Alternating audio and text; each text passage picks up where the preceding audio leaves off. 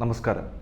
Indian റെയിൽവേയിലെ സുരക്ഷയിൽ സർക്കാരിൻ്റെ ശ്രദ്ധക്കുറവ് സമീപകാല ട്രെയിൻ അപകടങ്ങൾ ചൂണ്ടിക്കാണിച്ചതായി പൊതുമേഖലയിലും പൊതുസേവനങ്ങളിലെയും പീപ്പിൾസ് കമ്മീഷൻ വെളിപ്പെടുത്തുന്നുണ്ട്. ഇന്ത്യയിലെ സമീപകാല ട്രെയിൻ അപകടങ്ങൾ റെയിൽവേയിലെ വ്യവസ്ഥാപരമായ പ്രശ്നങ്ങളായ അമിത ജോലിയുള്ള ട്രെയിൻ ഡ്രൈവർമാർ, സുരക്ഷാ ജീവനക്കാരുടെ അഭാവം, ഓട്ടോമേറ്റഡ് ട്രെയിൻ പ്രൊട്ടക്ഷൻ സംവിധാനം നടപ്പിലാക്കുന്നതിലെ കാലതാമസം എന്നിവയിലേക്ക് വിരൽ ചൂണ്ടുന്നതായാണ് പോളിസി കൺസൾട്ടേഷൻ ബോഡി പറയുന്നത്. സിഗ്നൽ തകരാറുണ്ടായാൽ റെയിൽവേ ജീവനക്കാർ എന്ത് ചെയ്യണമെന്ന കാര്യത്തിൽ വ്യക്തത വേണമെന്നും തൊഴിലാളികളുടെ ഉത്തരവാദിത്തം ഏറ്റെടുക്കുന്നതിന് പകരം തൊഴിലാളികളെ കുറ്റപ്പെടുത്തുന്ന പ്രവണതയാണ് ഉയരുന്നതെന്നും വിമർശിച്ചതായി പൊതുമേഖലാ പൊതുസേവനങ്ങൾക്കായുള്ള പീപ്പിൾസ് കമ്മീഷൻ പ്രസ്താവിച്ചു.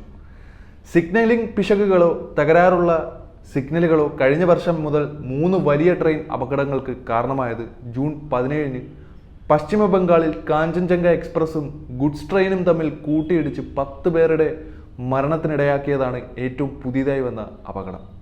അപകടസ്ഥലം സന്ദർശിച്ച ശേഷം റെയിൽവേ സുരക്ഷാ ചീഫ് കമ്മീഷണർ ജനകുമാർ ഗാർഗ് റൂട്ടിൻ്റെ ഒരു ഭാഗത്ത് ഓട്ടോമാറ്റിക് സിഗ്നലിംഗ് സംവിധാനം പ്രവർത്തനക്ഷമമല്ലെന്നും 2 ട്രെയിനുകളുടെയും ഡ്രൈവർമാർ കൃത്യമായ നടപടിക്രമങ്ങൾ പാലിച്ചിട്ടുണ്ടോ എന്നും പരിശോധിക്കുമെന്നും അറിയിച്ചിരുന്നു. അതല്ലാതെ ഇന്നലെ ചെറുതുരുത്തിയിൽ നടന്ന അപകടമാണ് മറ്റൊന്ന്. ഓടിക്കൊണ്ടിരിക്കുന്ന ട്രെയിനിൻ്റെ എഞ്ചിനും ബോഗിയും വേർപെട്ടാണ് അപകടമുണ്ടായത്. ഇന്നലെ രാവിലെ 10 മണിക്കാണ് ഈ അപകടം സംഭവിക്കുന്നത്. എറണാകുളം ടാറ്റ നഗർ എക്സ്പ്രസ് എന്ന ട്രെയിനായിരുന്നു അപകടത്തിൽപ്പെട്ടത്. സാങ്കേതിക വിഭാഗത്തിൻ്റെ അനാസ്ഥ തന്നെയാണ് ഈ അപകടത്തിൻ്റെയും പ്രധാന കാതൽ. 1 കിലോമീറ്ററും കൂടി മുന്നിൽ പോയിരുന്നെങ്കിൽ ഭാരതപ്പുഴ കടന്നു പോകുന്ന പാലത്തിലൂടെ ട്രെയിനിന് പോകേണ്ടി വന്നേനെ. പാലത്തിലൂടെ കടന്നു പോകുന്ന സമയത്താണ് അപകടം സംഭവിച്ചിരുന്നതെങ്കിൽ വലിയൊരു ദുരന്തം തന്നെ കേരളം സാക്ഷ്യം വഹിക്കേണ്ടി വരുമായിരുന്നു.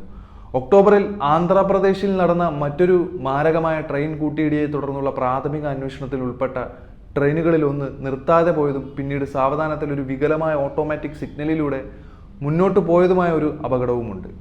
റെയിൽവേയിൽ സുരക്ഷാ ജീവനക്കാരുടെ കുറവും നിലവിലുള്ള തൊഴിലാളികൾ ഉയർന്ന സമ്മർദ്ദം നേരിടുന്നുണ്ടെന്നുള്ളതും ഇത്തരത്തിലുള്ള അപകടങ്ങൾക്ക് വഴിതെളിച്ചേക്കുമെന്നാണ് വിലയിരുത്തപ്പെടുന്നത്. അനുവദിച്ച 10 ലക്ഷം തസ്തികകളിൽ 1.52 ലക്ഷം സുരക്ഷാ വിഭാഗം ഒഴിവുകളുണ്ടെന്നും ബംഗാളിലുണ്ടായ അപകടത്തിൻ്റെയും റെയിൽവേ ജീവനക്കാരുടെ പ്രക്ഷോഭങ്ങളുടെയും പശ്ചാത്തലത്തിൽ അസിസ്റ്റന്റ് ലോക്കോ പൈലറ്റ് തസ്തികയിലേക്കുള്ള 18,799 ഒഴിവുകളിലേക്ക് റെയിൽവേ അടുത്തിടെ റിക്രൂട്ട്മെന്റ് വിജ്ഞാപനം പുറപ്പെടുവിച്ചതായും റിപ്പോർട്ടിൽ പറയുന്നുണ്ട്. റെയിൽവേ തൊഴിലാളികൾക്ക് കൂടുതൽ സമയം ജോലി ചെയ്യേണ്ടി വന്നതാണ് ഇത്തരം കുറവുകളുടെ നേരിട്ടുള്ള ഫലം. ലോക്കോ പൈലറ്റുമാർക്ക് ഔദ്യോഗികമായി ആവശ്യമായ 104-ന് പകരം ആഴ്ചയിൽ 124 മണിക്കൂർ ജോലി ചെയ്യുന്നതായി ആഭ്യന്തര സർക്കുലർ ഉദ്ധരിച്ച് കമ്മീഷൻ പറഞ്ഞിട്ടുണ്ട്. മാസത്തിൽ 4 തവണ ആസ്ഥാനത്ത് 16 മണിക്കൂർ വിശ്രമിച്ചതിന് ശേഷം 30 മണിക്കൂർ തുടർച്ചയായ വിശ്രമം വേണമെന്ന റെയിൽവേ ജീവനക്കാരുടെ ആവശ്യം അംഗീകരിച്ച് ലോക്കോ പൈലറ്റുമാരുടെ ജോലി സമയം 8 മണിക്കൂറും 48 മണിക്കൂറുമായി കുറയ്ക്കണമെന്ന് കമ്മീഷൻ സർക്കാരിനോട് ശുപാർശയും നൽകിയിട്ടുണ്ട്. ഒരു കുട്ടിയെ പ്രസവിച്ച് 6 മാസത്തിന് ശേഷം ജോലിക്ക് റിപ്പോർട്ട് ചെയ്യാൻ വനിതാ ലോക്കോ പൈലറ്റുമാർ നിർബന്ധിതരായെന്നും അവർക്ക് ആർത്തവാവധി നിഷേധിച്ചുവെന്നും ശുപാർശയിൽ വ്യക്തമാക്കുന്നുണ്ട്. കൂട്ടിയിടികൾ തടയാൻ സഹായിക്കുന്ന റെയിൽവേയുടെ ഓട്ടോമാറ്റിക് ട്രെയിൻ സംരക്ഷണ സംവിധാനമായ കവാച്ചിന്റെ ഇൻസ്റ്റാളേഷൻ അലസമായ വേഗത്തിലാണ് സ്ഥാപിക്കുന്നതെന്നും കമ്മീഷൻ പറയുന്നുണ്ട്. കഴിഞ്ഞ 3 വർഷമായി ഈ സംവിധാനം 1500 കിലോമീറ്ററിലും 65 ലോക്കോമോട്ടീവുകളിലും മാത്രമേ സ്ഥാപിച്ചിട്ടുള്ളൂ. അതേസമയം ഇന്ത്യൻ റെയിൽവേ സംവിധാനം 68,000 റൂട്ട് കിലോമീറ്റർ ഓടുന്നു എന്നുള്ളതും അതുകൂടാതെ 14,500-ലധികം ലോക്കോമോട്ടീവുകൾ സർവീസ് ചെയ്യുന്നു എന്നുള്ളതും എടുത്തു പറയേണ്ട ഒരു കാര്യമാണ്.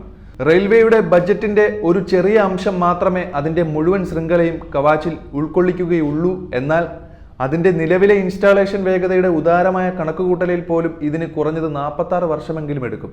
മുഴുവൻ റെയിൽവേ റൂട്ടിലും സിസ്റ്റം വിന്യസിക്കുക എന്നതാണ് അനിവാര്യം. റെയിൽവേയെ ഉൽപാദനക്ഷമമായ ദേശീയ ആസ്തിയായി കേന്ദ്ര സർക്കാർ കണക്കാക്കുകയും റെയിൽവേ അപകടങ്ങളുടെ പ്രാഥമിക കാരണമായ ഇന്ത്യൻ റെയിൽവേ ശൃംഖലയെ തടസ്സപ്പെടുത്തുന്ന സമയബന്ധിതമായ നിക്ഷേപങ്ങൾ ഏറ്റെടുക്കുകയും വേണം. കമ്മീഷൻ അതിൻ്റെ കമ്മ്യൂണിക്കൽ പറയുകയുണ്ടായി.